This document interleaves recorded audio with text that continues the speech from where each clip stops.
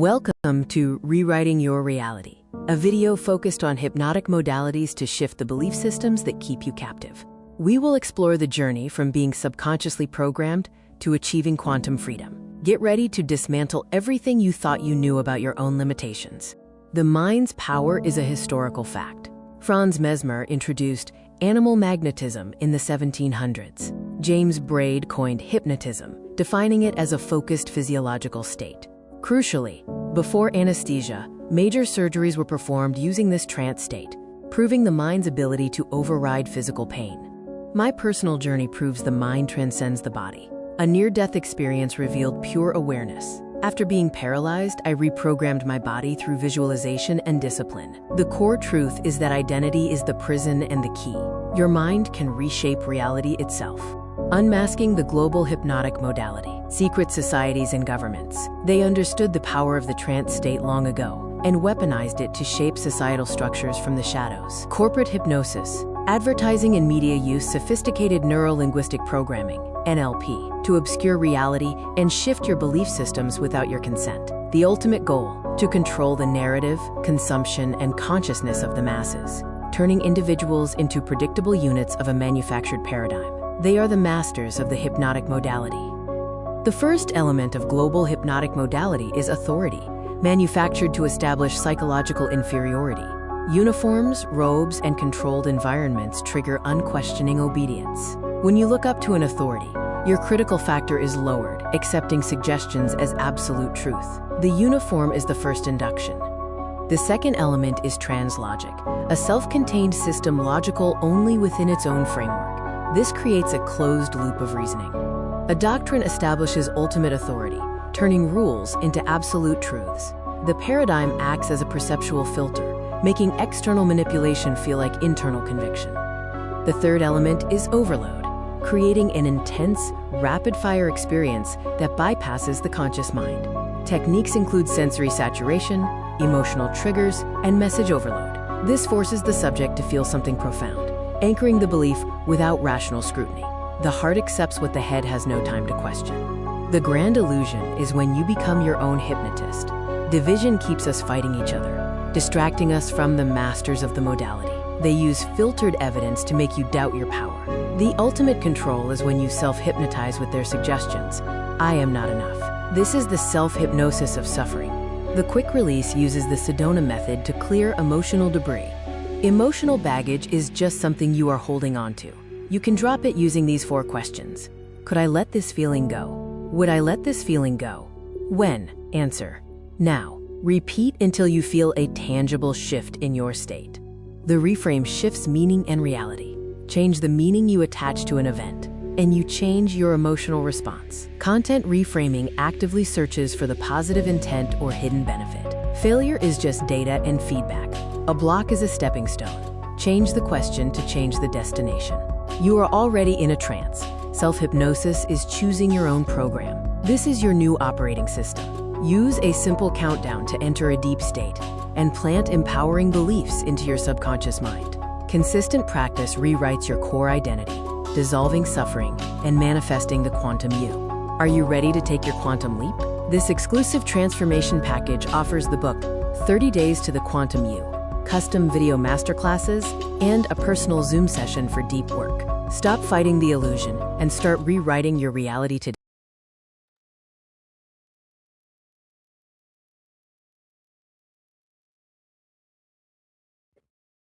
Yes.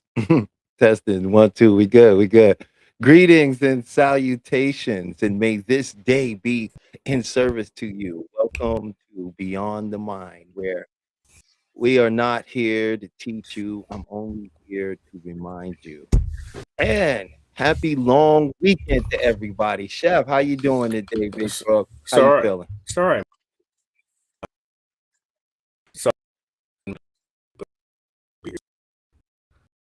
Yeah, and it was such a great show. We had people come in, from our other little social group with other fellow practicing therapists of hypnotherapy, maybe joining us and giving some of their insights into this wonderful topic we got today. But yeah, I think it's gonna be a really Issues on my side, Tyler. Give me a moment. Let me get my stuff over here. No worries. I'll go ahead and let the people know what we're gonna be discussing today. So, what I really wanted to do, and go ahead and you can mute your mic, Chef. So oh, well, he's out of here for right now.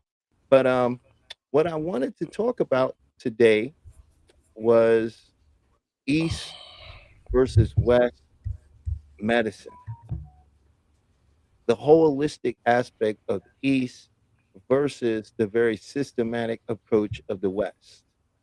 Do you find one to be better than the other, or is there a neutral ground between the two? Right. So I really wanted to open the floor up. So right from the beginning, I'm going to be opening the door up to people to come in and to talk about their opinions and feelings about East versus West. Uh, and until that time, we'll share some of our thoughts and opinions and also some of our uh, information from study and research into these particular fields. But yeah, that's what the show's about today. So Well, can I throw an example there out there? sure. Um, I have been seeing the same acupuncturist for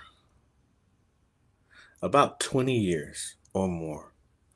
And she has endured through all the other doctors of everything else I ever had. She has been the most consistent. Um, because I get more of a complete service with my acupuncturist because she doesn't only treat whatever the symptom may be, right? She Hmm. also treats your nervous system. She also will treat I have sinus problems. I'll go in and she gets to tell automatically I can't breathe correctly. Oh, boom, I'm treating your sinuses, it's just an automatic. And then she'll tell me, if I have stress, she'll tell me, "Oh, you have some stresses or something." I'm like, "Oh, really?" And she'll hit certain spots. Well, she'll just know. So, and overall, like after one visit, by the time that evening, I'm feeling like completely relaxed and better. I'm like, oh, "Okay, whatever she did, it's working." Right now, you're talking to someone who's endured in the film business for 33 years, excuse me, and I've had a shit tons of injuries.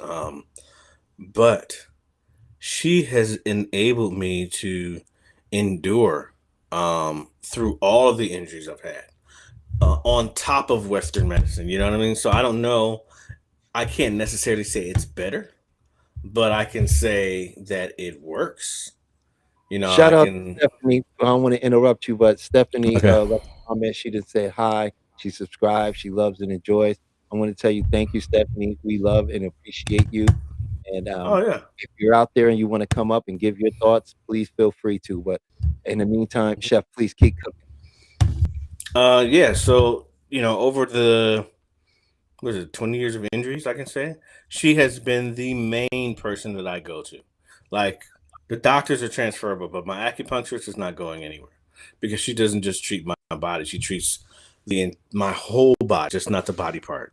So, that's Yeah, Eastern and I medicine. find No. the real big difference when you look at Western medicine versus Eastern medicine, and it's why it's Mhm, considered to be holistic. And for those that don't understand what holistic medicine or mhm, holistic treatment or holistic doctor is, a holistic person, a person in that particular field of healing, is an individual that deals with the whole thing, right? So what I mean is they're going to deal with your mind, your physical body, right? They're gonna deal with your energy, your spirit, right? They deal with the whole thing. So they don't approach the issue that you're having as a compartmentalized thing.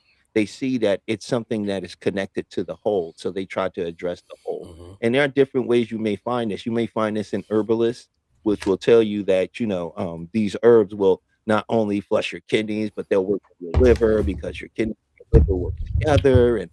And there's this whole understanding of the body. So for anybody who didn't know, that's what holistic is really about. Whereas in Western is very systematic. If you in their mind have heart issues, before they go looking for other issues, they're going to mainly address your cardio issue, right? Even though it may be coming from other things, if they don't diagnose that and see it as such, they're only going to deal with your heart, right?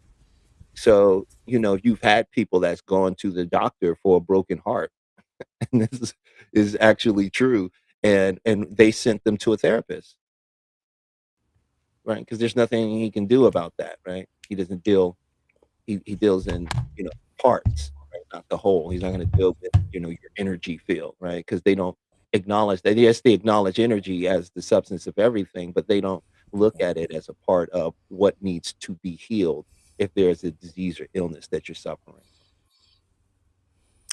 My acupuncturist would give me herbs too to drink for Mhm. inflammation.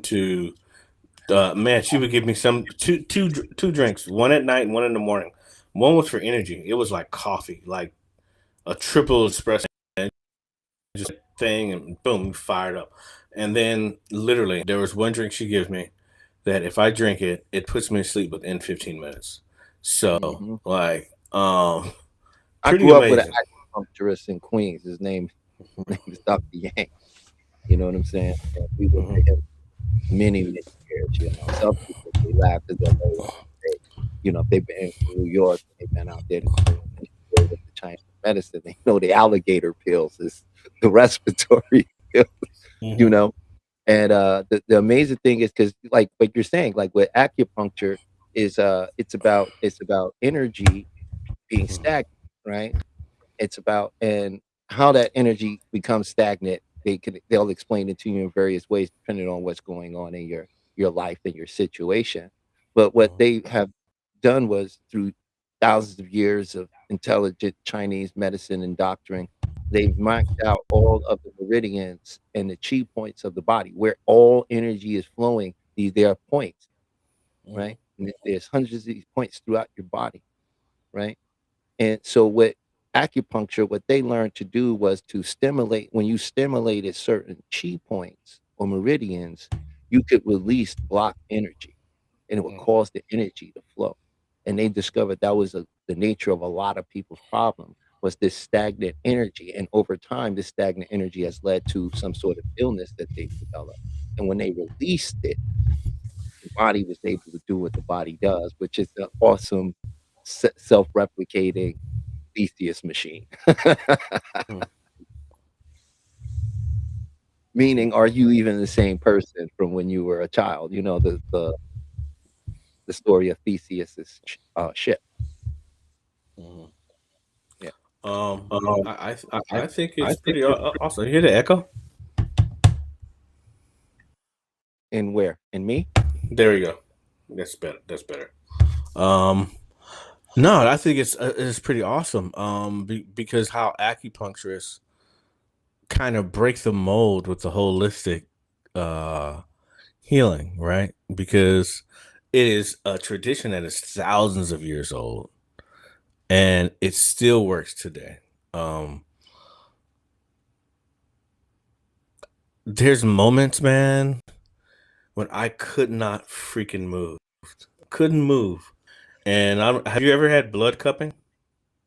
Mm, Okay. Blood cupping is like it's amazing. So what happens is whatever injury you have, right, in your body, or you strain it or whatever, it typically ends up clotting, an internal clot, which causes inflammation because your blood can't pass through the way it once did, which causes the pain. Well, the blood cupping is they'll go to that one area that is causing you problems, the one that's extreme pain, right? And you've seen cupping, correct? mm, All right, so do cupping. They'll cup it, right, and get it real tight, and let the blood rise, and then they'll poke it with a sharp little mm, knife, right? Just poke it, boom, boom, boom. But they hit it like 5 times, and they'll put that suction right back on it.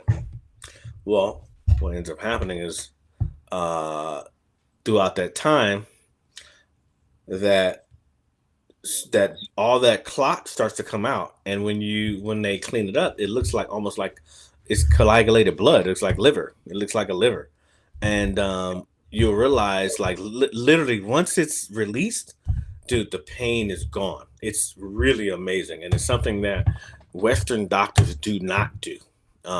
It is something I've only seen acupuncturists do it, but with the acupuncturists that I've had, and you clearly need to have a lot of energy, probably need to have eaten that day, and if you do get it, it is like probably one of the more extreme pain relievers from a Yeah, doctor, I but know what you you're know, talking about. I've seen that before. I know what that is. yeah, Mhm. but it helped me tremendously. So, but that's holistic. That the acupuncturist would be considered a doctor, like a real doctor today. That was the doctor, right? Because Well, if it here give in you America, herbs, you do have more Chinese acupuncturists that went and got their medical degree as doctors, so yeah, they are yes, acupuncture as well. yeah, So, it's become way more popular over here than it used to be. You know, yeah. it was considered before like a bunch of voodoo. People didn't really believe sticking needles in your head or your body was Mm, gonna actually heal anything. But the beautiful mhm, thing is that we're at this point now where this mind-body connection is being mhm, more respected within Western diaspora, you know? Uh, mhm.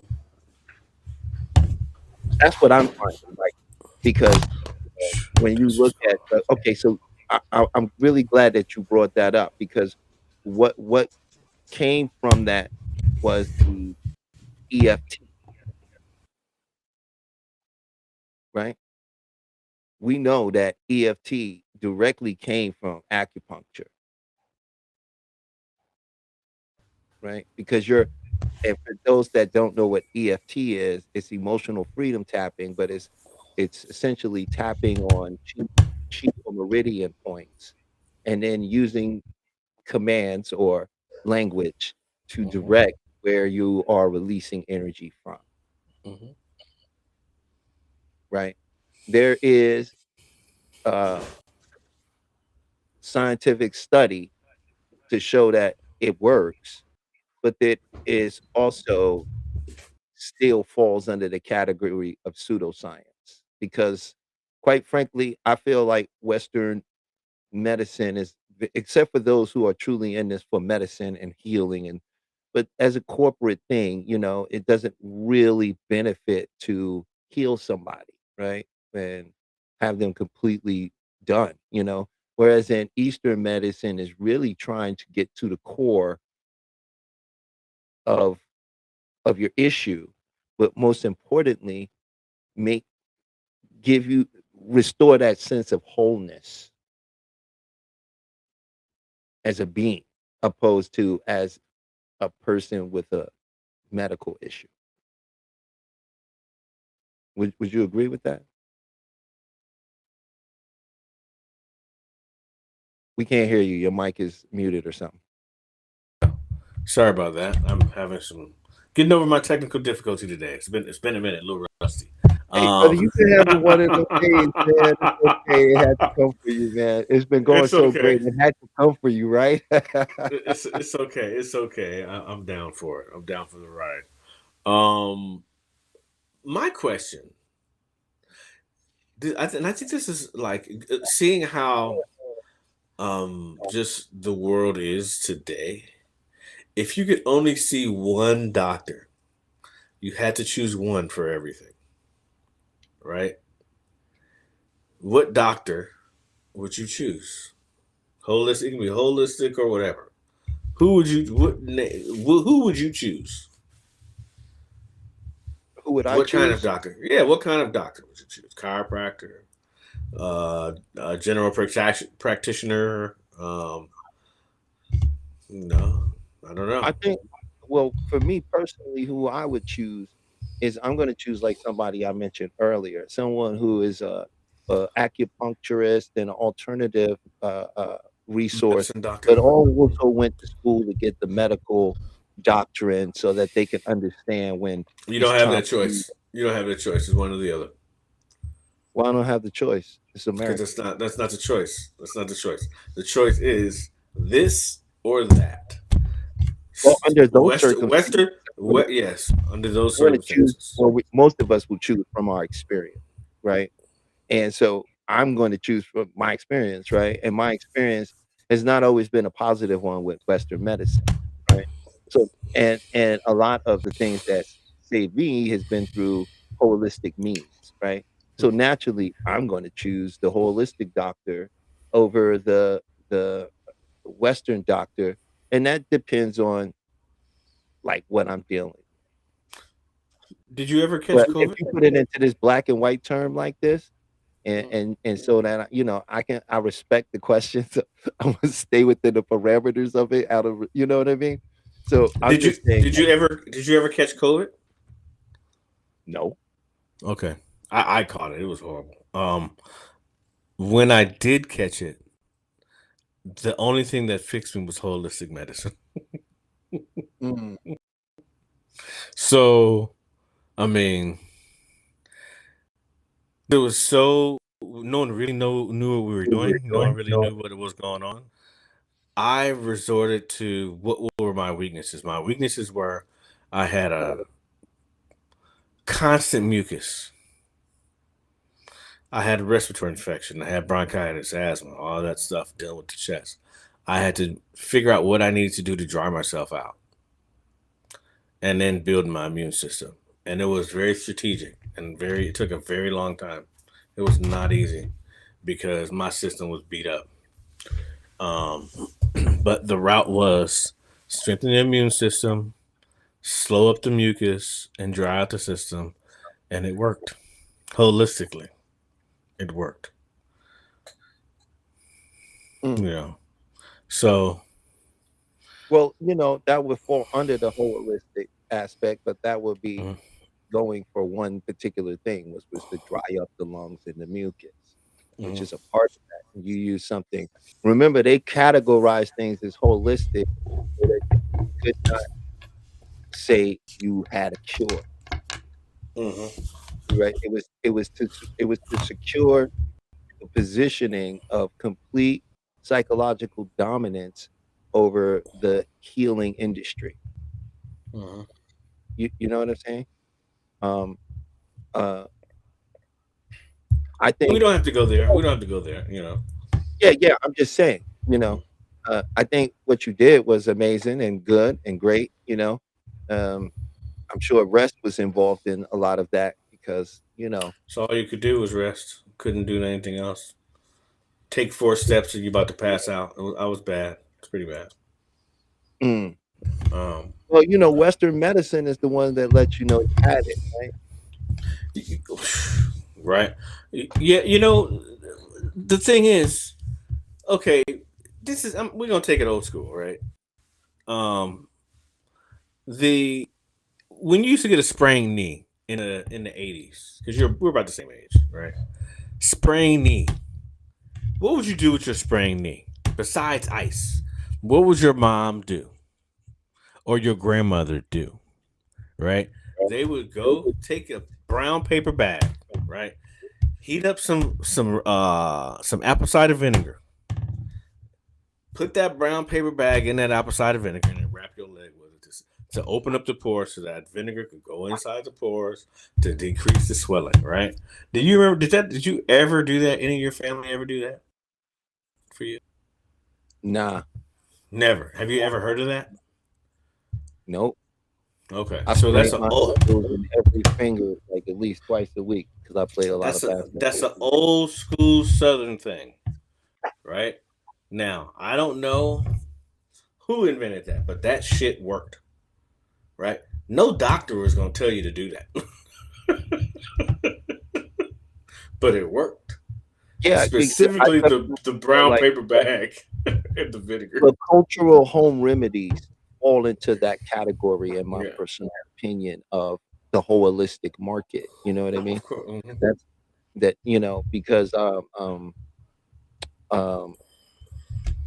when you start going into your family, if you have a family as such, and there are people that do, right? So with those type of people that have that kind of connection extended family stuff, grandmothers and stuff. We all have these remedies that we were taught, you know what I mean, that were very different from what doctors were telling people to do or whatever offer you to do that actually work. I had the mumps when I was a kid, and my grandmother, she made some, what was it? It was like sardines with the onions and garlic, and fried it and create all this juice out of it. And she put that on like this towel, and they wrapped it around my neck. It smelled horrible. The next day, I didn't have the mumps anymore. I have a good So one for you. that's just like the power of the home remedy, right? Like, It's all holistic. it's So, all you know, holistic. It's all in that. so then this also goes into our line of work because there's a confidence that's put into that, right? Into the home remedy. There's a confidence that's put into that. And within that confidence, it's almost like you're hypnotizing. It's a sort of hypnotism, right? Because Well, yeah, in a way they if you didn't have if you to. Let me say this: they didn't have to because when we got those, we was before the age of 8, Mhm. which meant a lot of a lot of that we just accepted, right? They didn't have to, you know, it was a part of that before you get a critical mind thing going on. It's a part of, it's one of the earliest things I can remember about being me. Yeah, I You know, remember playing football. Some Russian kid, um, came in. He was really sick, man. His mom told him to slice some onions, put it in his socks. Dude, he put them onions in his socks. He was stinking like, oh, you can smell him. But he was well the very next day, and like looking at the bottom of his socks, you could see all the stuff all coming out of his feet. It's pretty amazing. I was like, oh, another holistic trick. and to the people in the chat, go ahead and share some of the holistic home remedies you may have been exposed to. I would love to know some of those. Another one for me was ginger, and boiling it a Hmm. certain way, and bringing the ginger up to a point where it's activated, and then adding water and then simmering it like a brew, and Hmm. then just drinking it when adding a little bit of cayenne. If you don't like the bitterness, Hmm. you just add a little honey, and you Hmm. add cayenne pepper, and you drink that, and bam, whatever's going on, it gets eliminated, you know. Hmm. And but I also realized that there's that other aspect too, whereas in you know you know, like I know a lot of the things our body and things we're encountering, it Hmm. comes from the mind and the conditioning of the mind, right? And the things that we believe about ourselves and our experience, right? You would agree with that, right? Yeah, I have a client, and maybe we could bring this up.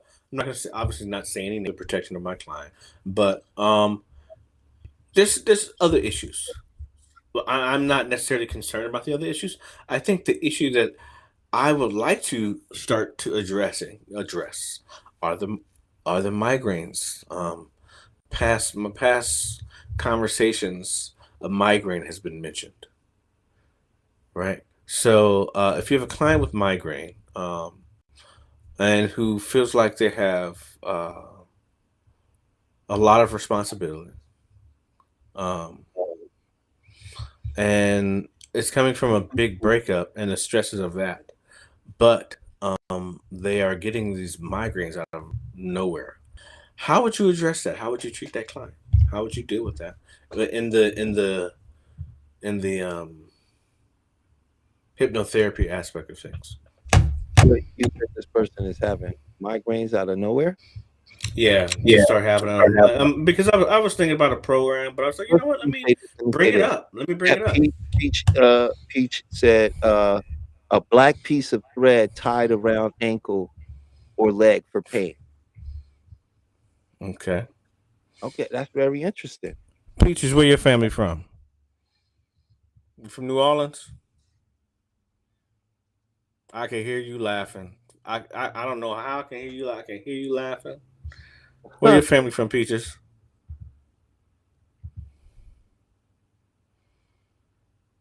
I'm sure she'll put it in the chat. Okay. South Another Carolina thing. in the Yeah, house. I got a lot of family. Shout out to the Dunlaps and South Lums of Carolina. South Okay. Carolina. All right. So I know for sure you know that what you're talking about. That is not going to be contested. So Mhm, I'm going to just mhm. nod my head and agree with that, and take that in the Here's in the the thing. note library. I'm gonna tell you, if someone when that it comes to me and telling me they just start suffering from migraines, they don't have a history of it, Mm-hmm. right? I'm gonna tell them to go see a doctor Mm-hmm. because onset headaches out of nowhere Uh-huh. is one a sign of tumors. That's a, you can look that up, Uh-huh. and it can be something that is overlooked. Uh-huh. I lost a friend as a child when I grew up in Parkchester, and he had an aneurysm on the basketball court Mm-hmm. because he had something going on that you see what I'm saying? Oh, that's I- nothing. I'm glad you mentioned that, but that is not the case. She's already gone to the doctor. But finish your story, because what you're saying is very important. Yeah. Uh, and he passed away because Mm-hmm. he had an issue that they thought was nothing. Uh, I had someone very close to me. He passed away a couple of years ago from an ulcer, and he didn't know it was that bad, you know? And Peach had made a statement about change diet for headache, and headaches could also come from low blood sugar. Mm-hmm. Which here's another little interesting fact that might interest a lot of people to know. You know, blood sugar is one of the major causes for anxiety. It is one of the major causes for phobias with anxiety. Right? You don't know where you got Mm-hmm. it from. And I'll give you an example of that. Right? Let's say this person they uh they come and going to work. Right? They had some coffee and a sugary donut. Right? And now by the time they get to work, it was a longer ride than expected. Their blood sugar is dropping. Mm-hmm. Okay, they go to the elevator. They get on the elevator. The doors close. It does the normal thing, little ding ding. All of a sudden, he gets nervous, right? Because low blood sugar can cause you to send you into fight or flight mode, which Mm-hmm. shows up in the world today as anxiety. So now, because he has low blood sugar and he's experiencing anxiety and he was getting on the elevator and it was going up when it happened, now associates being afraid of elevators, right? Why he won't get on it. I don't know why, I just have this fear of elevators. It's was never a true fear of elevators, right? It was actually the fact that they had low blood sugar, right? And another interesting thing, just so you know, there's the difference between a fear and a phobia is a fear has a source, a story. It came from something that happened. Like let's say you have a fear of dogs or bees because you were stung when you were a child. Phobias don't have a source. Can't tell you where it came from. Sometimes they can't really tell you when it started. Most phobias start after the age of 13. Mm, So now, now that you have a little bit more information, she has already gone to a doctor. She's already gotten that checked out. And you, she's fighting a few things. So next step is what? How would you treat her now? If she doesn't have any fears, um, and she doesn't have phobias, she's just hurt. She's hurt, and she's got these stresses. When you say hurt, you mean crying syndrome? No. Broken heart. I had a bad breakup. Was in a relationship for a few years. Was engaged, and they called it off because family became priority over the relationship. So one of her mate's parent got ill. She had to take care of her parent, and that became the priority over the relationship. So she felt a little rejected, which there we go. I'm talking now. A little rejected, and that kind of spiraled into something from her childhood. So And what does she want? What's her desired outcome? to be happy, What does get rid of being her happy pain, get look? rid of her pain. What does that look? I don't know. There you go. That's the next. Mm-hmm. There you go. You got to find out what that looks like to her, right? Mm-hmm. You have to understand what she's actually looking for, right?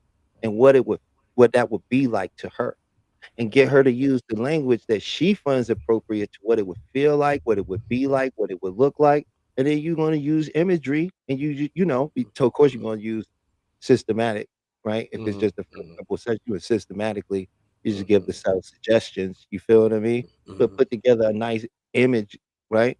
Have her have her protector and her wiser, escort her on that journey, take her to that quiet place, that place of safety and security. Mm.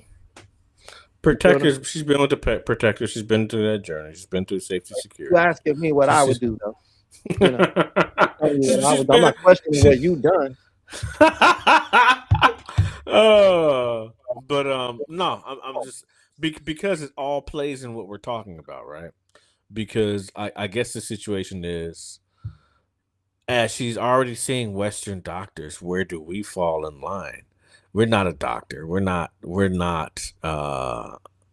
hypnotherapists, right? But we're into the health and wellness, into helping people feel better uh mode. But We're there where to help people that are ready to make that journey, that wants to make yes. that journey, right? Which Where do means we they fit in line once in they this don't conversation clearly though? see the outcome, we should be able to guide them and help them get to the point of what they are trying to say to us, right? Through the right questioning, patience, rapport, right? Sensory acuity, and being able to just be in tune and touch with them and ask the right questions. Because to the audience, your life will never be better than the quality of your questions. Where do we Where fall do in we fall line in in line? the Eastern versus Western medicine conversation? Are we right down the middle? And because I think we talked earlier, I was like, okay, who was the first hypnotist? But how did that happen? Like in the world, like who got hypnotized? Who's the first person? Did that stem from a concussion? Right? Did that? How did that? What happened? How did that? The whole evolution of that, like the very first person in the entire Well, world. we can't You know. we can fairly say that like just from a documentation point, we don't know what the very first man and woman was doing. Of course, we We don't. just But know from the point of the prefrontal cortex, right? From the point consciousness where we are conscious, we are aware. This is where we know it from, right? Now, if we do it from there, we know that this came from the high priest, right? And these other individuals, right, that had the understanding of how the mind worked, the way they understood it during their time, right? mhm, So we know that the high priests and with the pharaohs, we know the rituals they did with them. mhm, We know it was hypnotism. Why? mhm, Because we know that they used the big three, right? And we know that they gave them suggestions. mhm. And we know that they went in one state, left in another state, and with a changed behavior, right?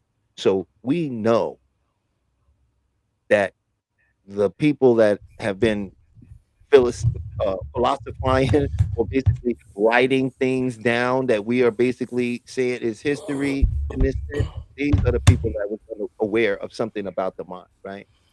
Mhm. They're the ones that sort of understood this. That's why they use the incense. That's why they use big paintings with colorful imagery and big walls and all these things to take a person and put them in that state of awe. So when they tell them something, they would do it.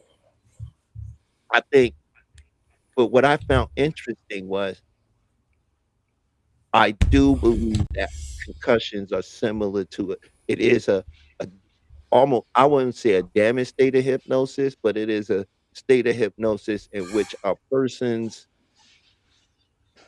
critical mind is on the fritz. Mhm. Mhm. You know what I mean?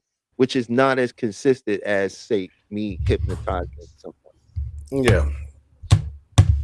you know? But once again, if a person has a concussion and they're out of it, you can kind of convince them. You can kind of take them wherever the hell you need to take them, like because they're just not there. They're not present. You know. So.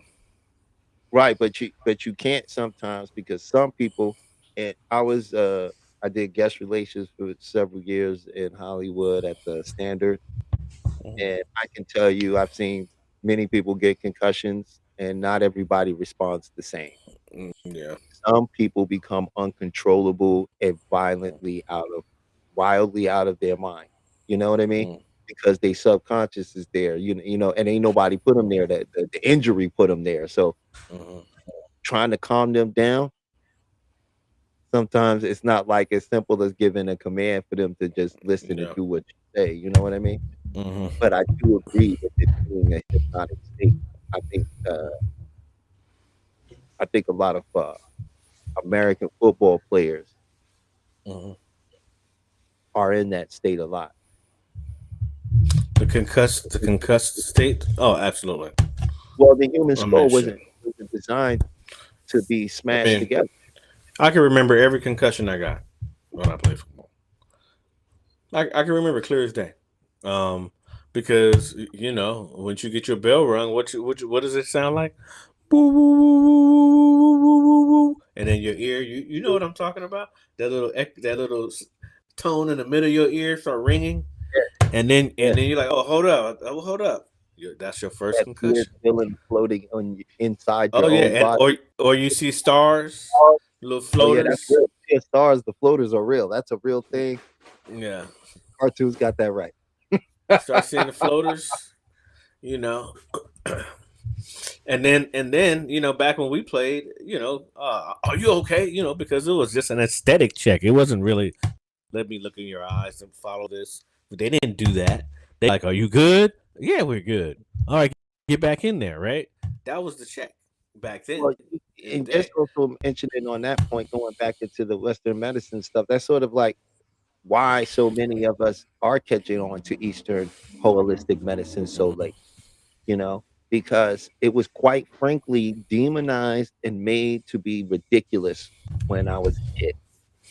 Mm-hmm. And if it was in the movies, it was never done in a tasteful, respectful way. Mm-hmm. And they never had a good ending to it, right? Like they they always was proven to be the quack at the end of the thing. Mm-hmm. And and so I'm gonna go with Eastern for me, right? And and some of the things in Western is still in Eastern. I feel like Western medicine, and this is not specific doctors or people in the field of medicine that's made great contributions to talking about this whole thing as a corporate structure. Mm-hmm.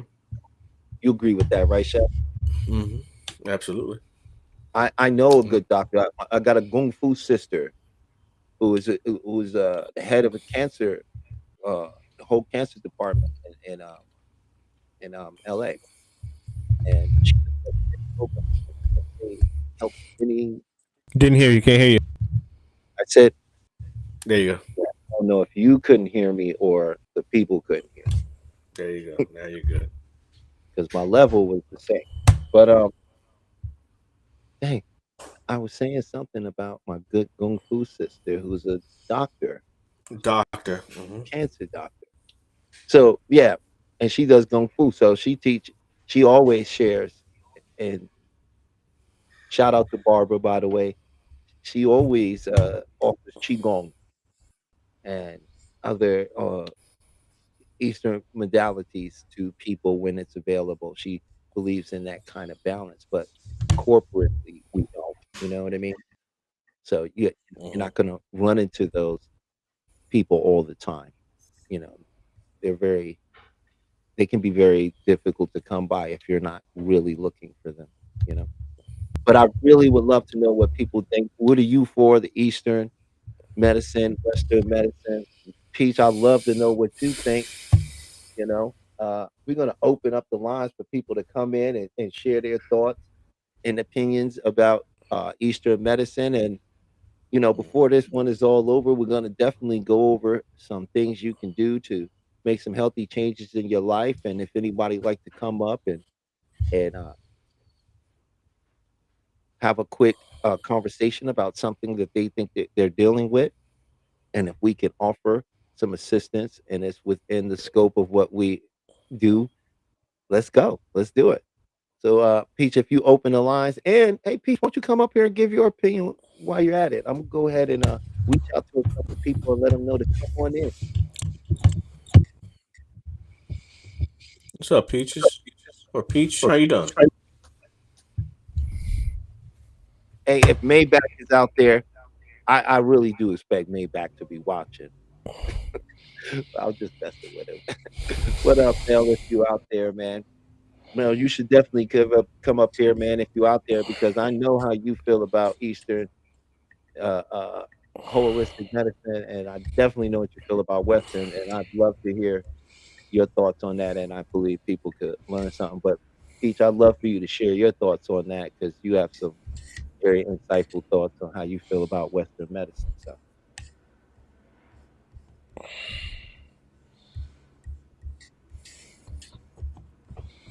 oh, you didn't give your feedback. What's your Who am I? yeah? Oh, of the Eastern versus Western. Well, I always have to go with Eastern. Man, Eastern is much older. Western basically takes the same Eastern medicines and changes it and packages it at a pill and charges you an enormous amount for it on a concentrated level. I mean, so I think Eastern for me has it hands down Mm, because Eastern treats the overall body versus just the symptom. right.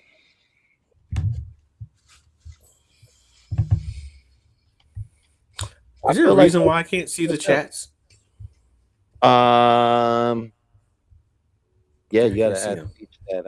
I don't see Hey all of them Peach, myself. I can't see any of the chats and the audience messages at all. I think on the Is it bottom possible for right me to see those? chat. No, I know I have it up. I just can't see them.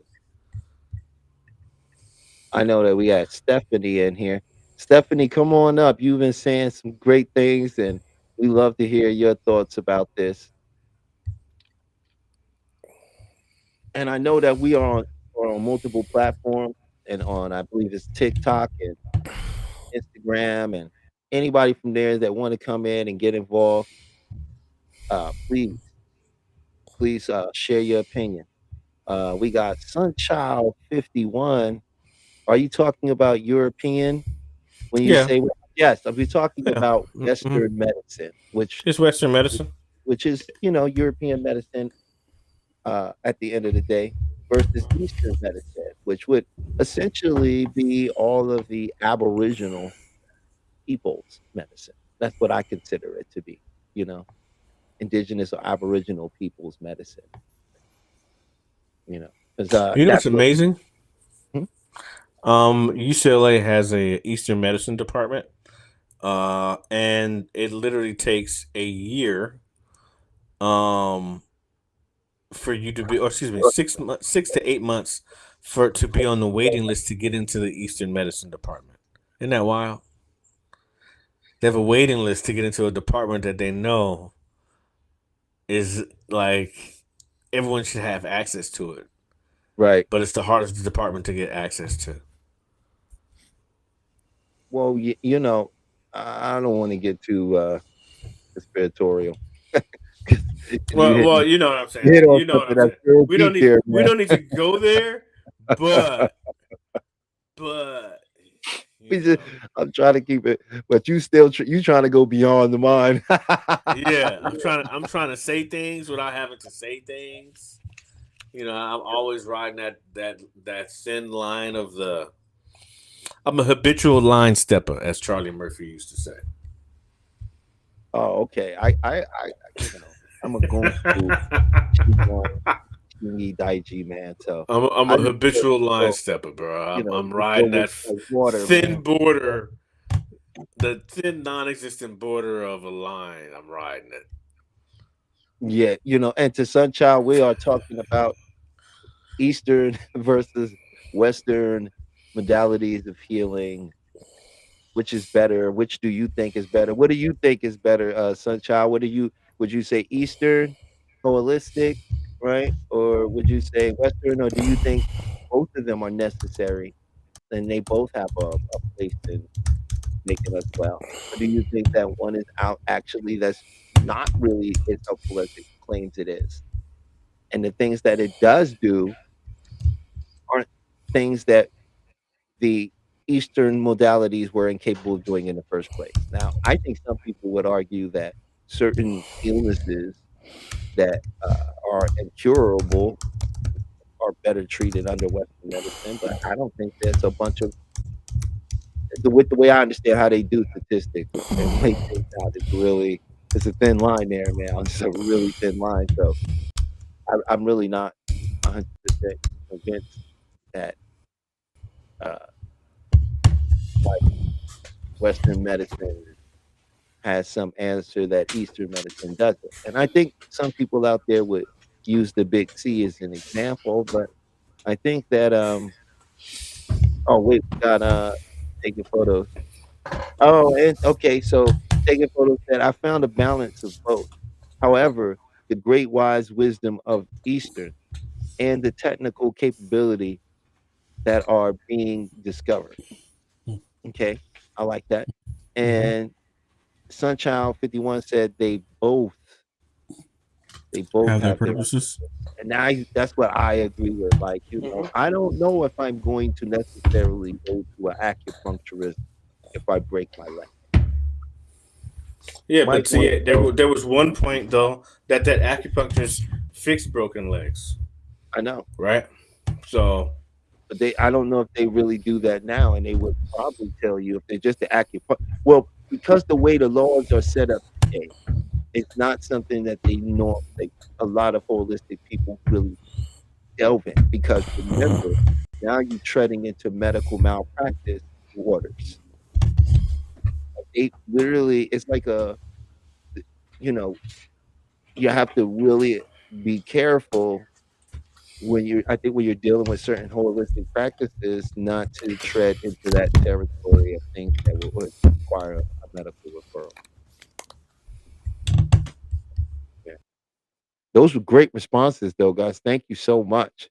If anybody else want to come up in, I know we're getting people watching on TikTok and if you're on TikTok, I believe Peach could drop you in here if there's something you like to speak about. Say in this particular instance, when we're talking about East versus Western medicine, please jump in, join us. We'd love to hear from you. Also, we're coming up on the end of our first hour, and I just want to tell everybody to like, share, and subscribe. Please like, share, and subscribe. Uh, and also check out the incredible other shows that Peach has, you know, that are available on the network. She has the check in. She has the 12 p.m. and the 12 a.m. I think that's coming up this Saturday. Um, and these are some amazing shows. You always have great topics that have me laughing in the background, and I just really love to hear what people have to say. Sunshine 51 said they send you to the hospital with broken bones and asthma. That's true. She's talking about acupuncturists, I believe, in Eastern medicine. And taking photos said, and now the understanding of the power of the mind. Ah, and I that's our main thing here, and I'm not going to advocate against Western medicine. That's not what I'm trying to do at all. And I'm not going to advocate against herbs or anything. But there's a big part that your mind plays in all of this that I feel like is very seldomly discussed, and I think that's something that's very important. Like, we need to maybe dig a little bit into the fact that there's something called body syndrome. I want to mention that. I want to bring up that asthma comment, because I have asthma, and I don't treat my asthma with the bronchodilator. Excuse me, the inhalers, not the bronchodilators, but the inhalers, unless it's extremely bad, and it hasn't been that bad in years.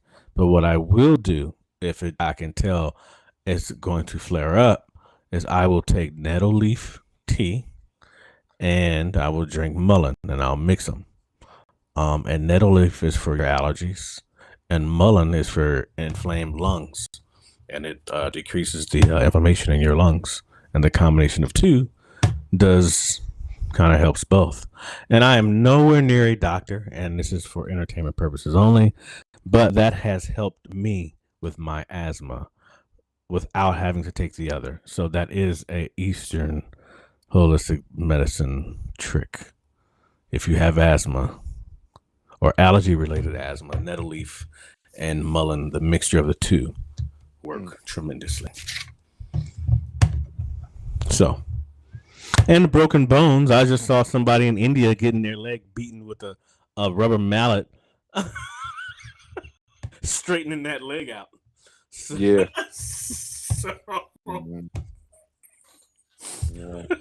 I mean, I think their point was that they send you to No, I know. with broken bones and that. I know. That's But I was alternative just stuff. saying that though. But You I know, think that's because the asthma treatment. If the people out there, definitely give that a shot. And and help your asthma. I was a chronic asthma. I've been intubated more than twice. I'm no longer.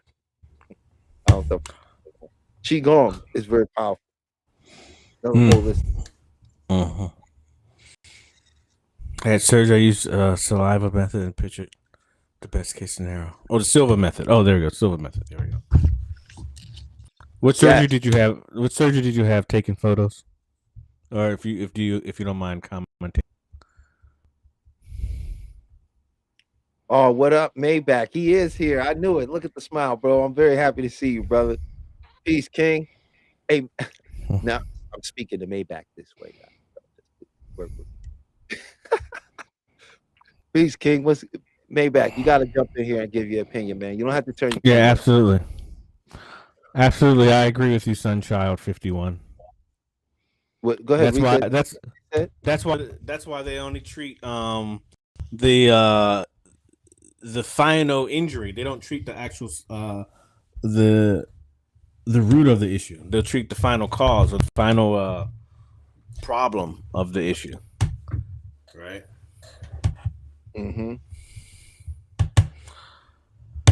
Yeah, asthma is a beast, man. It's all about figuring out what triggers it. And fortunately for me, it was my allergies that were triggering my asthma. So I had to figure out how to not trigger my allergies, or even if they are triggered, what is the combination that will affect them? And then once they are triggered and inflamed, what can I do to bring that down? And mullein leaf tea is amazing for your lungs. Under the thing under the Kappas vinegar method. Dr. Kappas, please look up Dr. Kappas, man. John Kappas, HMI. He spoke about asthma in one of the case conferences that I was researching, and he found that asthma is still a body syndrome. But when you can't express your emotions properly, when they were cut off, they weren't allowed to blossom a certain way, and we internalize our emotion, it goes to the chest because it's a part of the crying syndrome. And because we can't express it, it's why we tighten up. And here's the interesting about asthma that has suffered for many years. People think it's because you can't breathe. No, no, no, no, no, no. You can't breathe out. Mm-hmm. If you get asthma, you can take a breath in. That's why you hear the wheezing. You go to breathe out, it's like breathing through a straw. Right? Because we're constricted. It's an emotional thing. And when I was little, a lot of it came from my environment and the way I grew up, and a lot of things that I didn't get a chance to deal with that probably, that should have been dealt with for me to be a well, healthy, adjusted growing child. That wasn't. And that's how it manifested itself in that body syndrome. I overcame it through Qigong, and I believe for a long time it was through Qigong I overcame it. But I really began to understand that it wasn't the Qigong, it was my peace of mind and my letting go, right?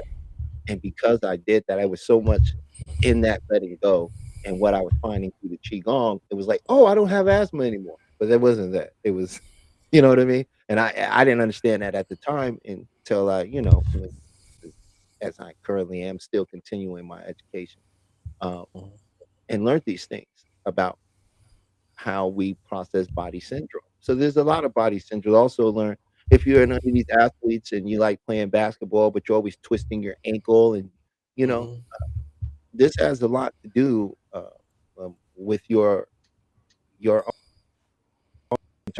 It has a lot to do with body syndrome, right?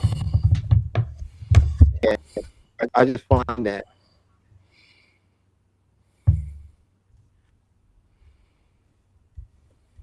like wow, keep us safe will set up what appears to look like self-sabotage. That's what I'm saying. Wait. Before you go on, I just want to say Maybach said, "Oh, okay." He said, "Can't really, not in good mood or good energy face. Mom's in hospital. Mom Dukes. Oh, brother. Hey, your mom's is in my prayers, in my thoughts for her swift, well recovery. Handle your business. I appreciate you even chiming in, and I'm very sorry to hear that, brother. Sending out good vibes to Maybach's mom. Yeah, sending out healing vibes and wonderful, good vibes and healing energy to your mother. Yeah, man, interesting topic tonight. Because there's so many things that you like, that you know are great, like the X-ray, right? The MRI, right? The CAT scan. Those things are fantastic. Like, what will we do in modern era without those things right now? Right? Look at how many knee surgeries that have been saved just by having an MRI. Like, yeah, that's true.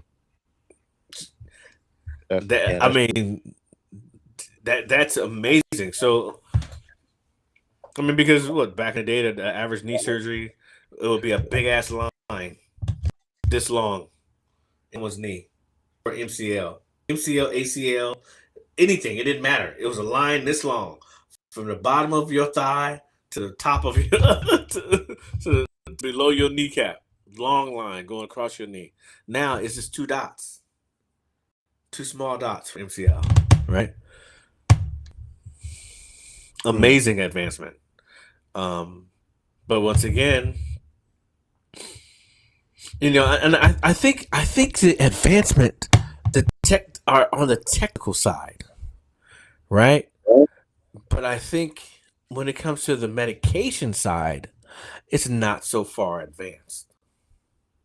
But on the technical end, it's really advanced. But on the prescription side, right, it's not. Yeah. So, I agree. There's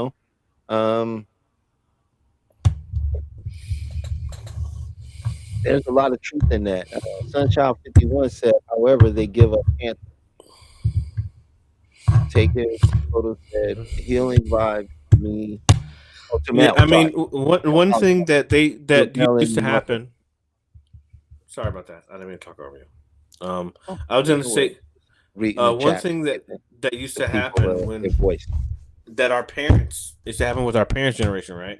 They would go to the hospital, and no matter the problem, they would get them an enema, and they would stay there to the day pass, whatever they passed, and a lot of times people would go home because they knew how what the enema was doing. It was going to cleanse them and eliminate whatever the problem could right. Mm. How often do you think the average person in the States fasts a year or cleanse? Just does a cleanse, takes a diuretic, cleans their system once a year. How often? How often? Because we're supposed to cleanse once every 6 months. That's kind of how it's supposed to be. Once every 6 months, you're supposed to cleanse your body. So how often do you think the average person does it? Even once a year, maybe even. I would say that first of all, when you say fast, you mean just like actual I need to clean my gut fast, Yeah, and or detoxing where they yeah. clean Detox blood. fast. They all are in the same category. Detox I would fast say that for whatever. you have a portion of the population that has bought into the health movement, so they spend a lot of money on what they believe is good health because they want to be healthy, right? So, but I think for the greater portion of America, they don't fast because if they did, we wouldn't have the largest obesity crisis in the world, right? That wouldn't be able to be a thing, right? And Parasites. Hmm. but yeah, I think it's a combination of that. I don't, I respectively do understand that these things exist and that they are out there, right? Uh, I do respectfully understand that. I think right now that's kind of the story that's pitching, and now everybody's got uh, medicine or not a medicine, what they have is some sort of program or diet or Hmm. substance that's supposedly get rid of parasites because Hmm. right now they say everybody got parasites. It's And true. when you think about how the mind works, Hmm. you know, it's like, okay, prime example, when we were younger, right? You remember they used to show them commercials all the time for pharmaceutical drugs in the 90s. They were like rampant in the 90s. Hmm. Everything had a pharmaceutical, May cause heart attack, stroke, diabetes. Yeah, right? a whole Right? bunch of Call your stuff. doctor, Whole bunch of stuff. right? Call your Yeah, doctor. for See if permission. you if Valtrex is right for you, right? You know what I'm saying? And it's like, okay, it's sort of the same thing people are doing now, where they are just going, do is your gut swollen? That's parasites. Are you feeling tired? That's parasites. Like, first of all, these are symptoms of the body. These symptoms don't always tell you exactly what is wrong, right? They just tell you that something is wrong. That's a fact, right? And what are symptoms? Here, we all have them. They are basic. It's what our body does when it is addressing an issue, right? One of those things is we create inflammation, right? So people swell, right? Another thing is fever. The body tries to burn things off. Hmm. Another thing is expulsion, meaning you may expel or you may expel from either end, Hmm. right? From the rooter to And the then the tutor. other one is sweating, Hmm. right? The body Hmm. will expel virus, bug, whatever, right? And that last one is through the mucus, coughing.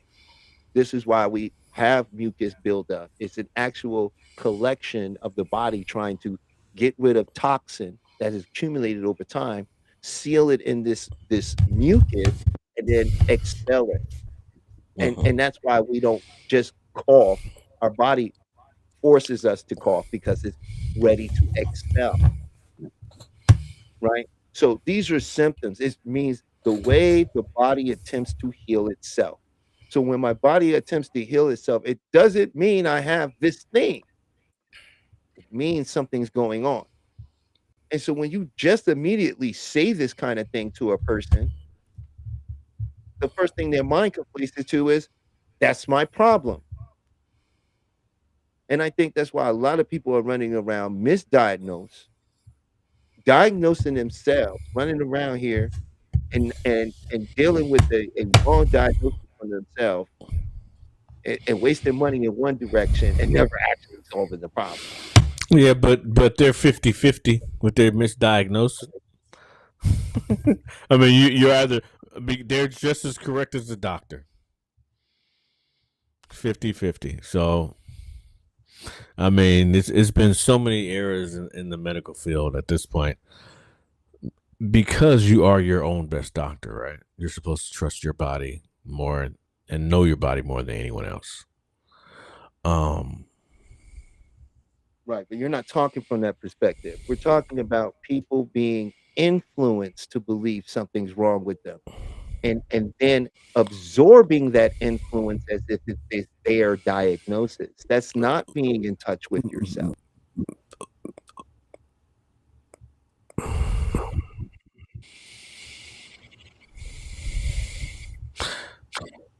I understand where you're going, but you can still be influenced, or you can still be in touch with your body, and still be influenced at the same time. I don't disagree with that either, right? Okay. But we're talking about a positive influence versus an influence that may not have your best interest in mind, but their profit.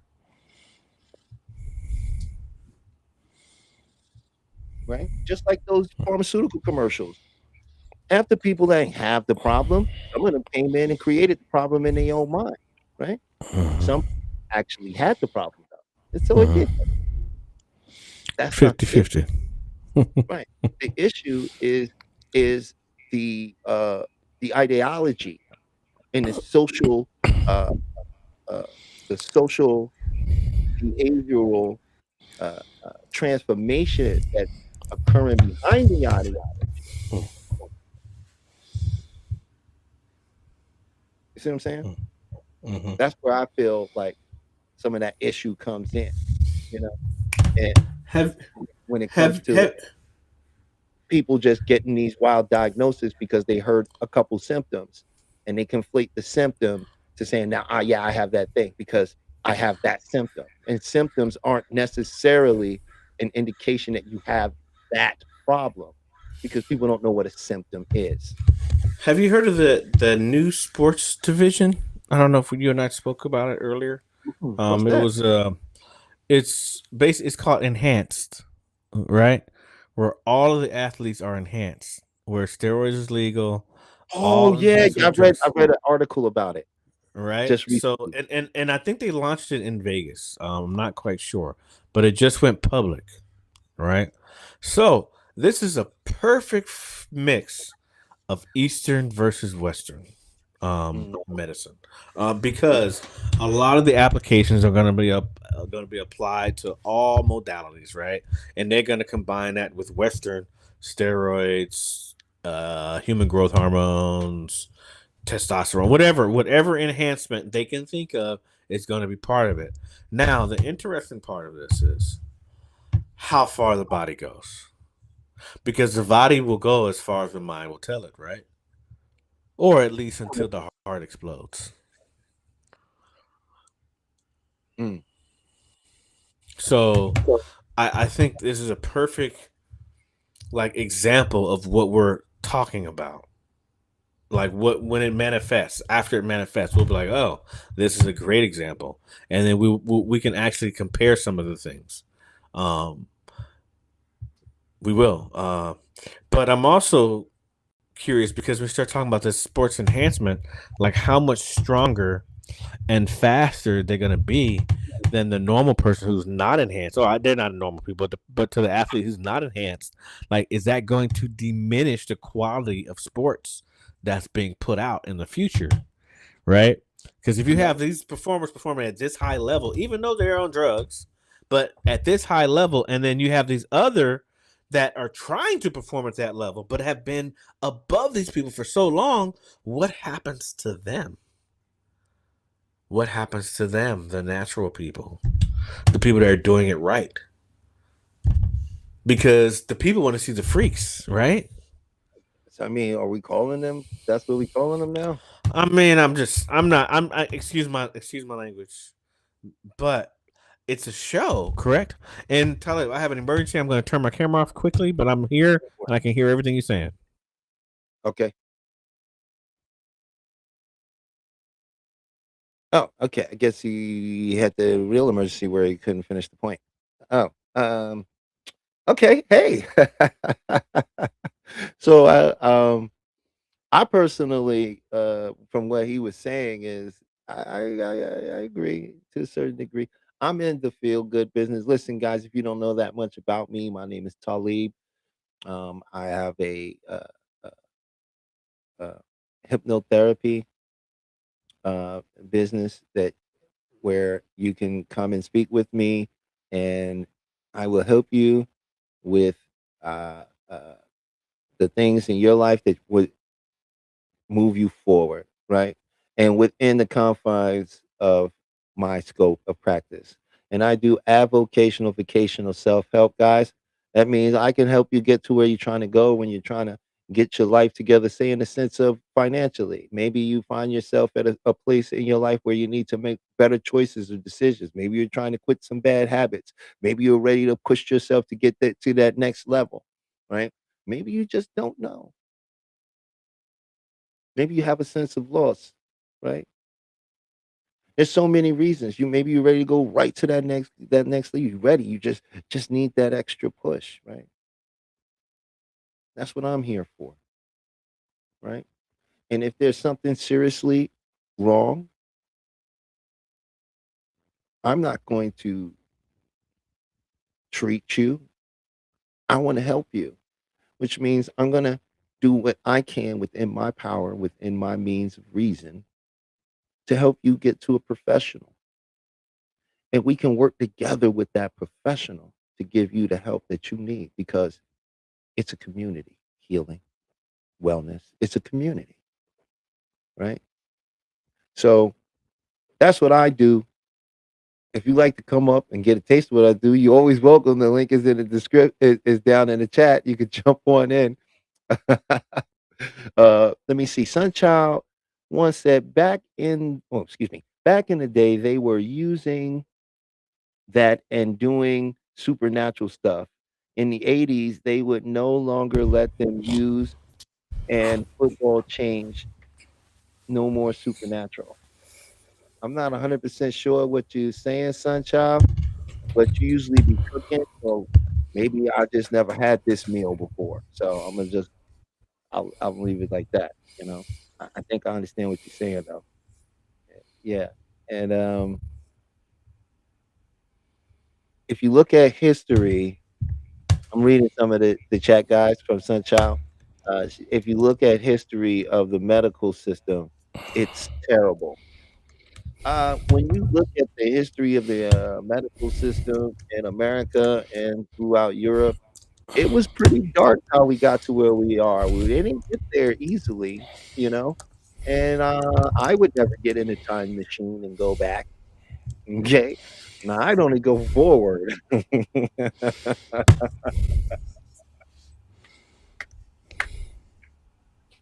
Yeah, but thank you, Sunchild. I love the engagement. I understand where you're coming from. I respect it. I can definitely feel it, and I appreciate the passion that you bring to your statement.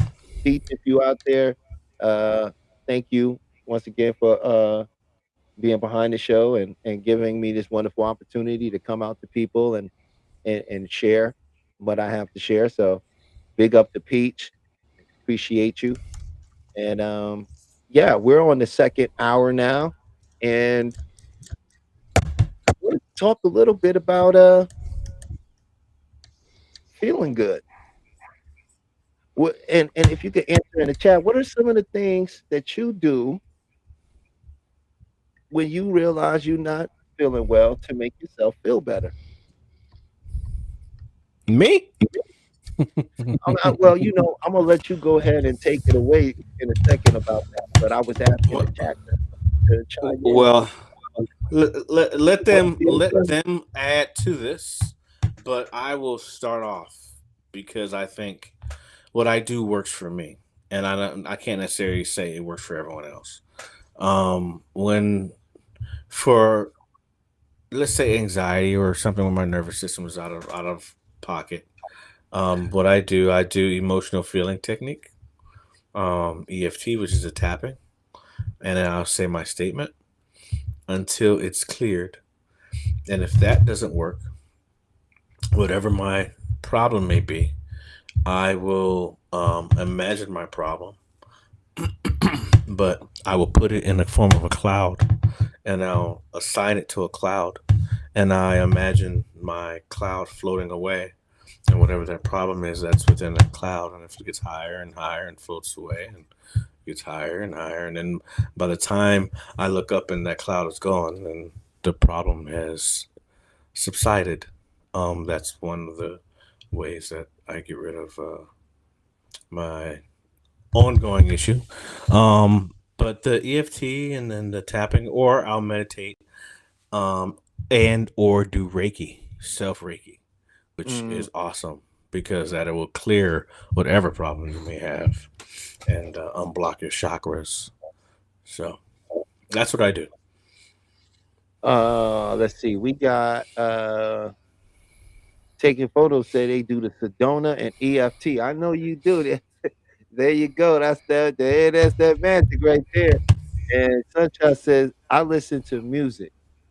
I'ma say that's a wonderful thing. Music, and here's the interesting little fact about the music thing. They used to say that, you've heard the saying that listening to classical music can make you smart, help you study better, creates better focus. Well, I'm gonna tell you that is not true.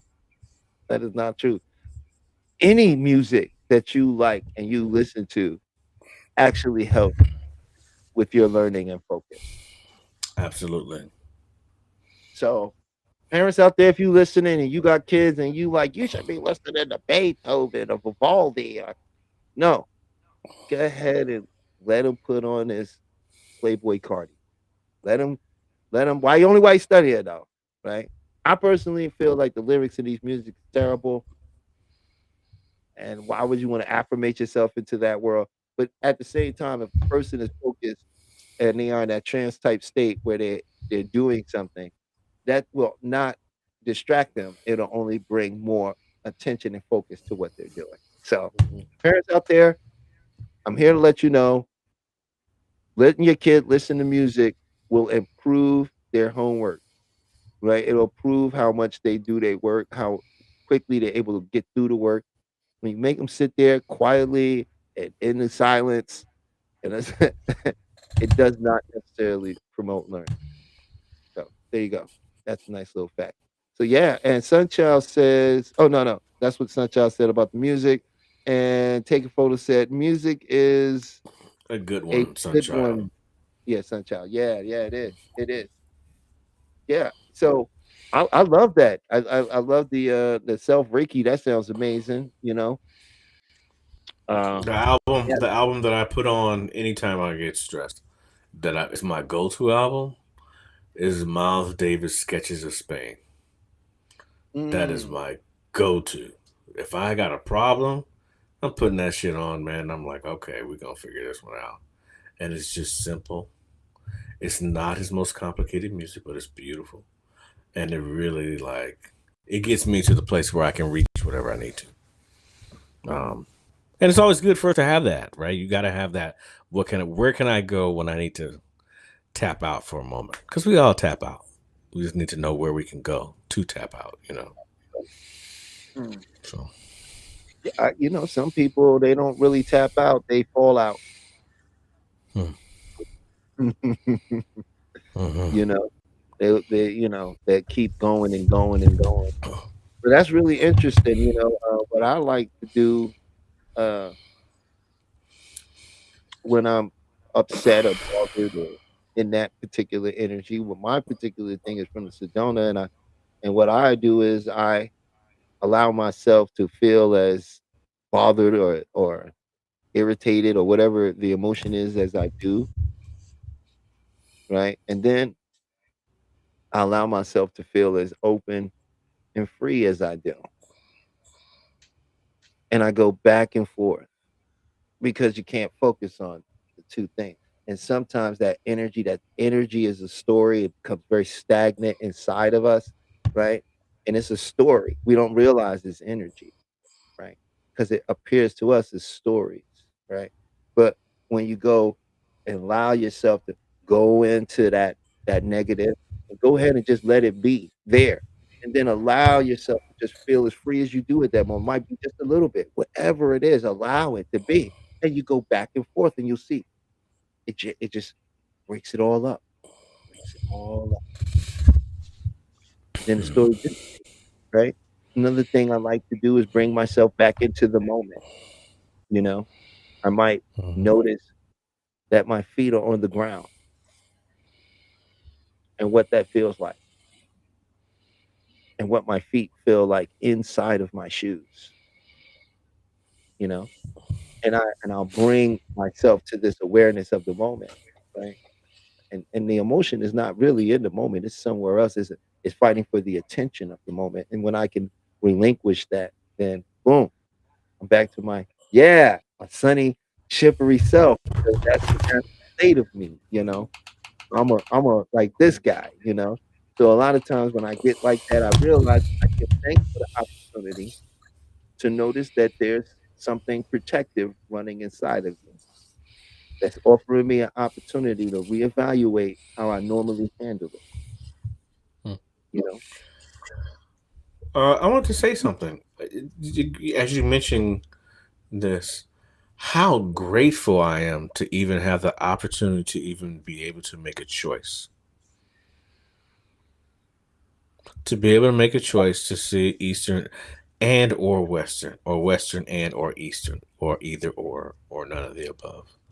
Like, we actually have a choice. We're not forced to go to either or. And I think that is an awesome thought,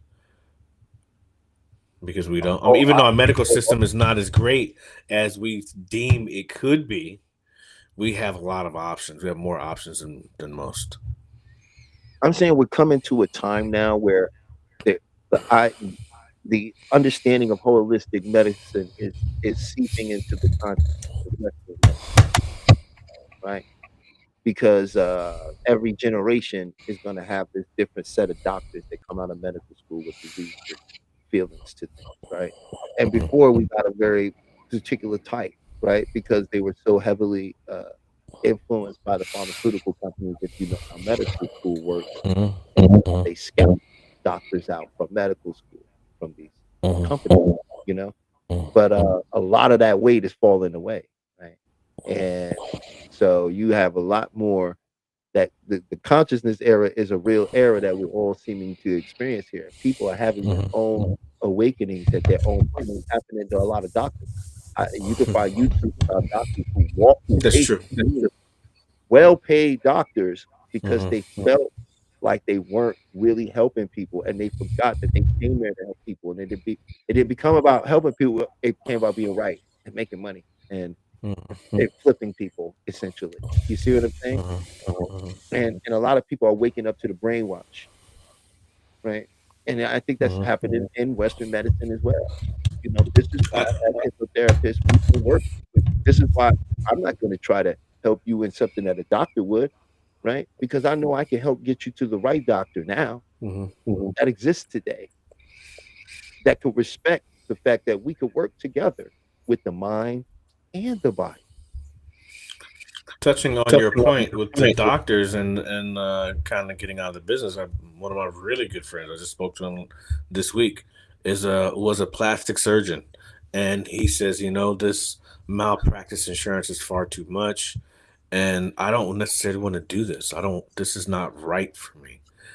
And he switched completely to the holistic side. I'm like, whoa, because he felt like it was too. He didn't get into the business for that, and like, he's happy now. He's helping people, and he seems to be the happy Okay, we lost you for a second there. I know we're gonna leave off when he comes back. He's happy now and he's helping people. But let's get to some of these comments. Uh Sunchild said, that's what I do when I'm in pain. I go within and sleep. Sunchild is very true, you know. And the interesting thing is because our body, you think about the medicine, people think they take a pill, you're gonna feel better. No, you take the pill, you go to sleep, you rest, your body can incorporate the medication you put into it, and then bam, you get better from there. But you need rest. And most Americans are overworked, extremely tired, and their bodies need rest. Their mind is going 100 miles a minute, but the body is in complete contradiction with the mind. And that's where we see so many illnesses. And and and, and I believe so many illnesses and diseases here in America the way we are seeing them. I think a lot of it has to do with the psychological. But you were saying he's so much better now. Oh, That in terms of the doctor, yeah, I'm sorry about that. Yeah, man, he's so much happier. He's like he doesn't have to deal with the medical system. Everything he's doing actually is helping his patients. But he had to pivot. He saw the writing on the wall. That malpractice insurance is extremely expensive. And he was just like, first of all, I'm in the field where I'm not really helping my people the way I want to because he was doing emergency room plastic surgery, right? And he just, I think it really beat him up. It's like, yeah, this is not where it's at for me because there's so many rules. I can't help the people the way I want to. I want to actually help. And since he's been doing that, he's like really happy. So it is happening. The change is happening. yeah, So there's a shift that's happening, and it's even happening within Western medicine, you know, because as the field of neuroscience science has developed so greatly, they truly begin to understand the connection between the body and the mind, right? And that there's a lot more going on in the mind that is affecting the body than was originally understood. hmm Sunchild said they still do. You have to go to an alternative doctor when you get in your 50s. That's when they really try to get you to take meds. yeah, that's where the money is. Now, that's That's where the very money true. is, man. In the 50s, Mhm. that's where the money is because that's when your problems from the last 50 years have Caught started to up to show you. up. hmm But Plus, but it's a hey, way to this wear but down this your retirement, you know. but this is why fasting twice a year is extremely important. Fast, cleanse, whatever you want to call it. Change your diet for a week or two for one twice a year. That is highly important to your health. If you want to live and have a fruitful life and be mentally capable, um, fast. Eliminate the toxins that are stored into your body. And if that's the only thing that you do that's holistic, do that at least once a year. But you should be doing it every 6 months. I mean, technically, you're supposed to fast with each season.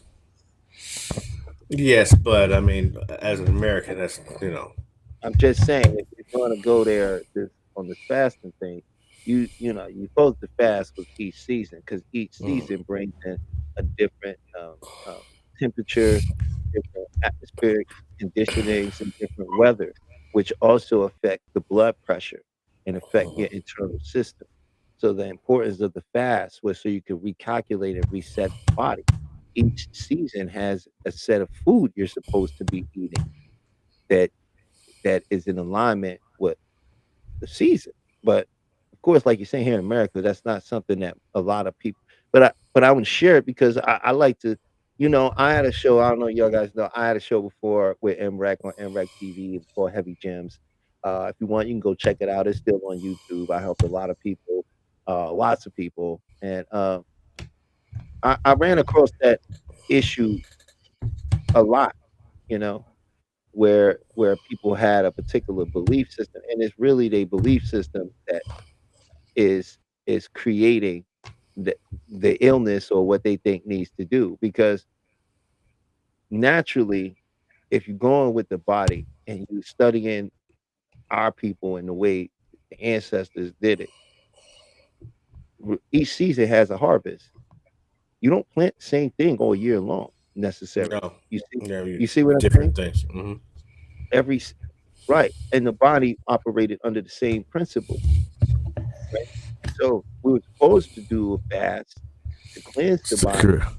and then begin a new diet that's in alignment with the season. But of course, people don't follow that. Well, you're talking about creating black soil, and that's a whole different conversation.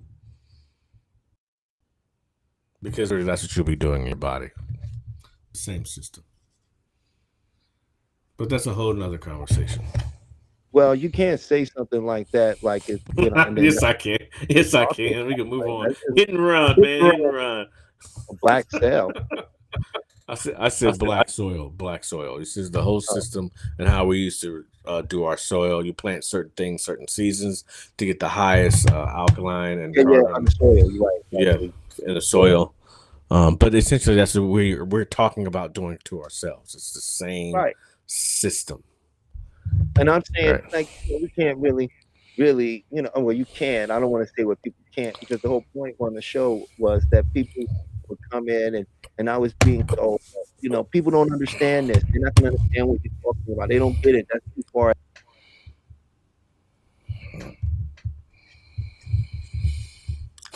Technical issues today.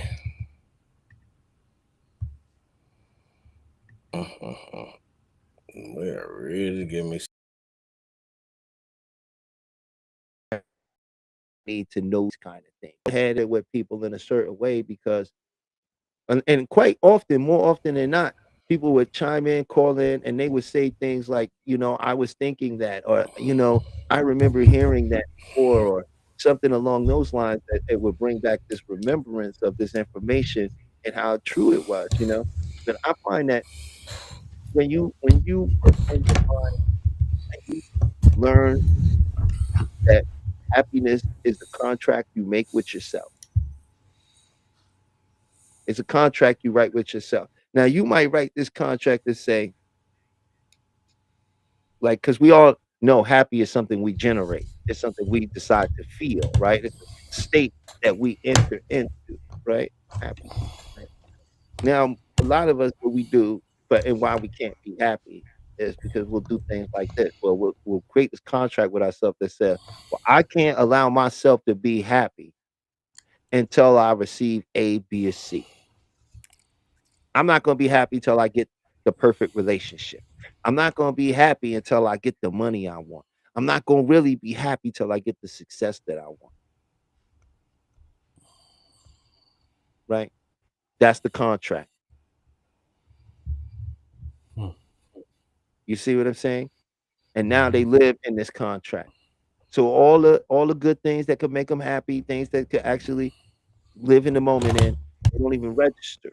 Can't be registered because it doesn't adhere to the contract that they wrote.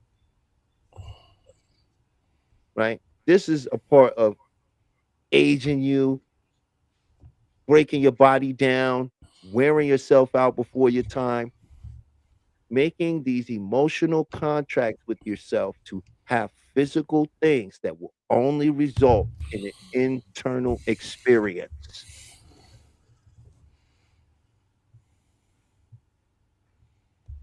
So it's crucial to make a new contract with yourself that I'm going to be happy because I can be. It's not one thing I actually have to generate this feeling inside myself because I have all the internal processes. I have all of the experiences. You've had happy times. You've laughed at a joke. You felt good. You felt on top at one point, even if it was for a day, a fleeting moment. You know that feeling. And in your mind, it's infinite. There's no clock up there. You could take a moment. That's what most of us do. We take these moments from our lives and we stretch them into infinite experience and say, this is why my life has been so bad because of this one experience that was 5 minutes out of your life.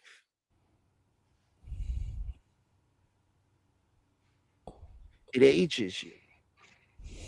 It causes the body to break. It keeps us right there where we feel we need to be. Keeps our story alive.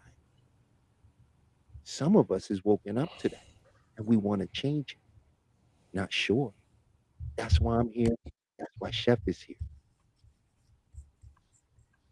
Because you can change your story. You're not gonna just do it on a verbal conscious level. You're going to do it on a deep knowing.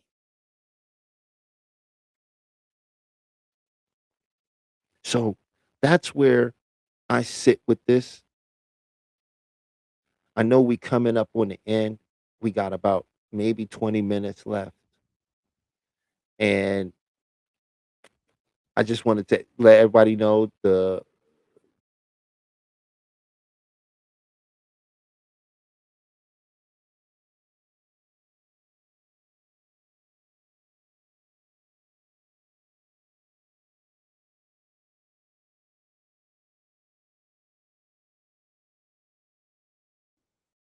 techniques used to and happy to stay positive, right? Because right now what I'm experiencing, and I would love for you to chime in the chat, is a lot of positive toxic positivity,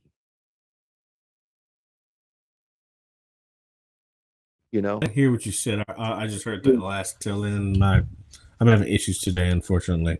You said I heard toxic positivity, which I see Well, I was saying, Mhm. habitually.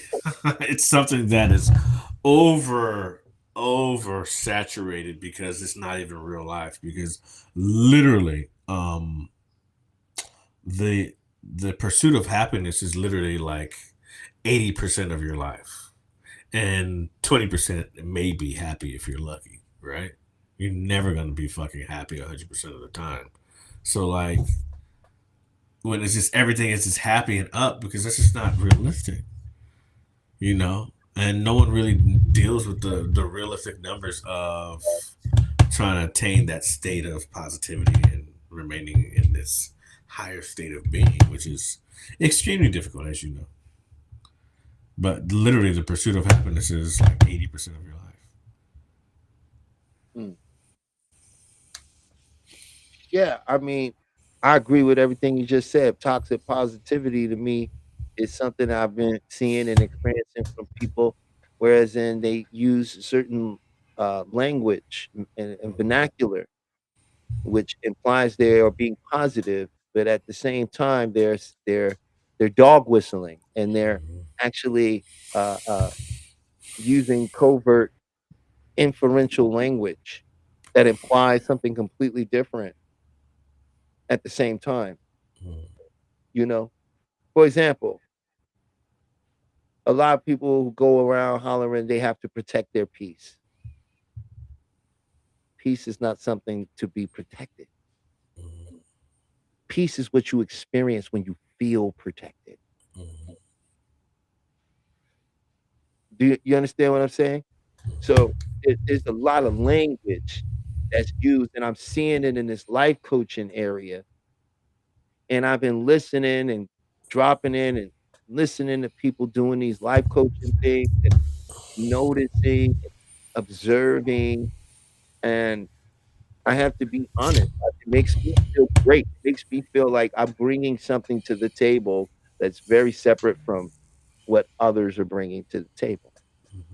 We get to do something and offer a different experience, right? I don't wanna hate on them or shut them down in any way. For the people they assist, they are assisting and they do great work for. But I would never handle a person the way they do, right?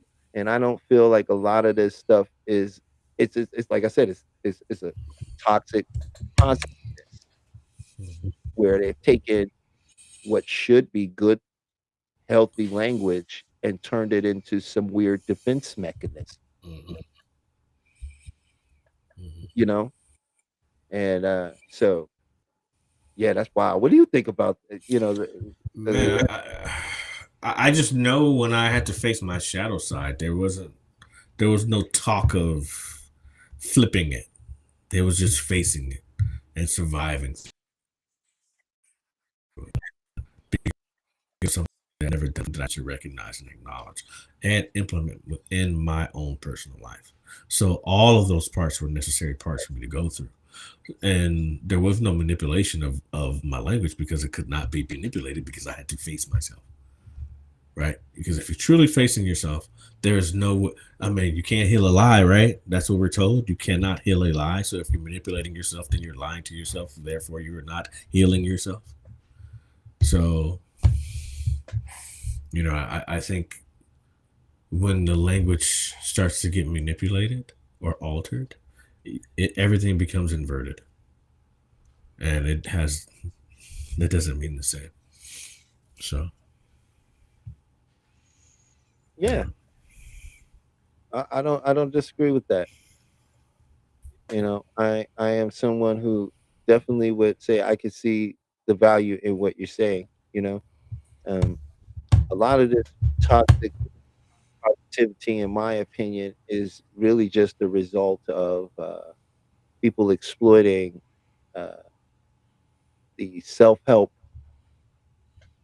uh, lane. it's a lot of money here. It's a It's a lot of money here. Yeah. Well, people want to be. They are looking for help. People want to be helped. And a lot of this stuff is super manipulative, and they quote, a lot of these gurus and other people, and I don't think a lot of them actually know what they're doing. I think that a lot of them end up hurting more people than they actually help in a lot of instances. My great master told me to learn from everybody but follow no one. Mm. Listen, Uh, not follow. well, I was reading this here. I think, okay, Sunchild 51 said happiness is within, not based on material. However, it is individual. Yeah, I agree. Right. It's subjective, and it's subjective to your mind, you know, and when people are trying to say, oh, stay positive, to me, it's not really about staying. I really feel there needs to be better verbiage in there instead of saying positive and negative. It's really a black and white type of language that sort of either implies one thing or the other. I, And I I don't mean, think it's really that simple, right? What I think it's really about is being open and allowing, right? And flowing, right? And best example, Bruce Lee, be water, my friend. You put water in a glass, it becomes the glass. You put water in a tea kettle, it becomes a tea kettle. Water can crush you or it can give you life. Be water, right? well, Hold space for all things and know that none of it is over, right? Until you are over. And sometimes people jump the gun about what they think is happening before the whole thing has actually played itself out, mhm. you know? And so with the positivity thing, a lot of times I think it falls into this very not understanding what it means to be selfish and to be selfless. Because first you must learn to be selfish. Mm. I'm losing you today. Darn it.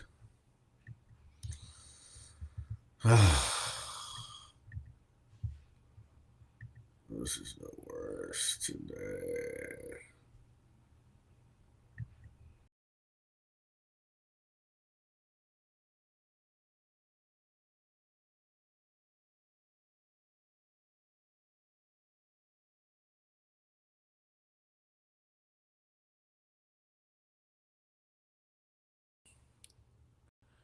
There we go. Finally back on.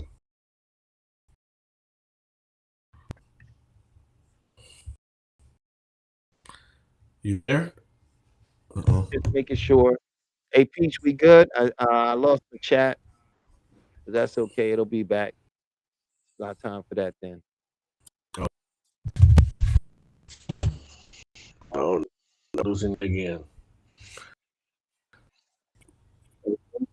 I am here. Okay, you can hear me. There we go. You know, there's a. I kind of wanted to throw this out there. I don't know anyone who has overcome a horrible situation that was about something into their life. Like to make dig deep enough before to bring out the best in them. So when we start mentioning the toxic positivity, like isn't negative situation based on it dealing because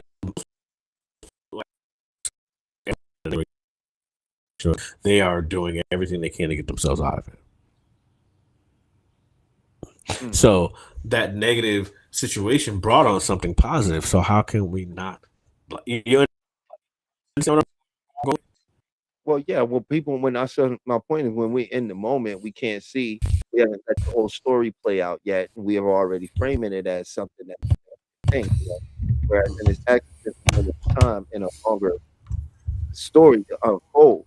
And when we begin to understand that we don't know how the story is going to unfold, we can look at it and be more open and allowing to what we might be framing negative. Because what makes it negative, right? Oh, I don't have any control over it. It makes me feel a certain way, right? It led me to an outcome I didn't want. This is what makes something negative. But everything you just described on the flip side of that is what you do want, right? So sometimes a negative, what they call a negative experience, is a clarifying experience, right? It can bring clarity to our true desire, right? It's all about our framing and reframing it and turning it into something that works for us in our mind. Because the mind don't know the difference. It doesn't know what's good, what's bad. It has no real understanding of that. It only has an true understanding of survival. It doesn't really play in this world very the way you think it does. You know? So I think that's a big part of it personally. And I know that we're coming up on the last 7 minutes. So I was gonna get ready to wrap this up for the day because I know Peach got things to do. And yeah. Hey Peach, I want to let you know I appreciate you. I appreciate Maybach for dropping in and everybody who's been listening in and tuning in. We want to wish you one of a very wonderful Memorial Day weekend. Not, you know, uh, not something that you sit around and stress out over, but something that hopefully brings you miracles and brings you wonderful happenings and some doors open and hopefully some wonderful food and barbecue if that's what you're into. But we just want you to have a wonderful weekend. And yeah, you got anything you want to say before we get out of here, Chef? I apologize for my own personal issues, and everyone be safe. Have a beautiful weekend, and enjoy your family. I thought this week for me was a wash, but I clearly need to rest. So sit down or left down to rest. That's perfect. So if you don't like that, just rest because I'm sure you need it. That's it. Have a beautiful weekend. Yeah. Have a wonderful weekend, everybody. You'll take a good rest, take a good nap if you could get one in, and be grateful, you know. And if you want to know the best time to say your affirmations is 20 minutes into waking up and 30 minutes before you go to bed. That's when they're most effective, and that's what it'll sink into your subconscious mind. I want to thank you all for listening in to Beyond the Mind. My name is Talib, and I'll see Chef you next Rosika. week. Say you speak. Hey, go ahead, man.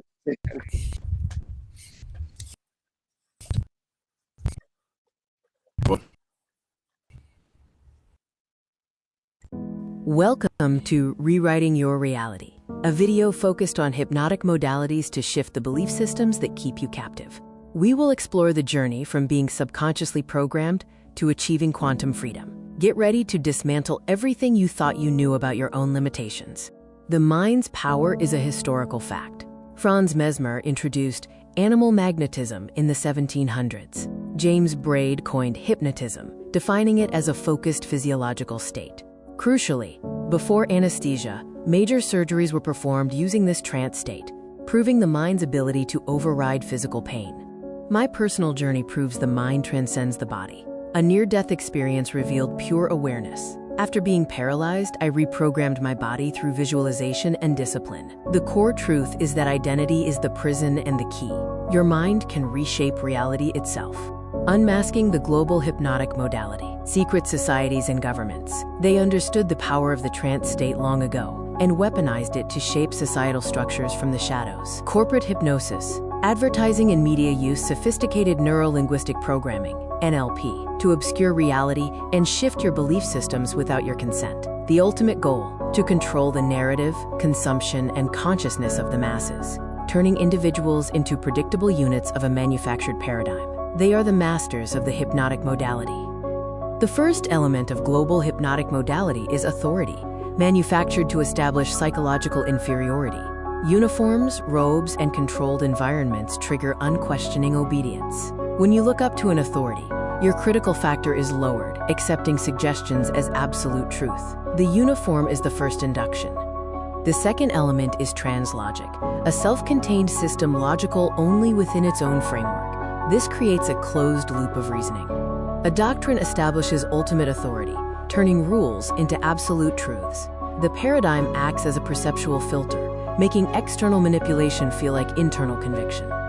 The third element is overload, creating an intense, rapid-fire experience that bypasses the conscious mind.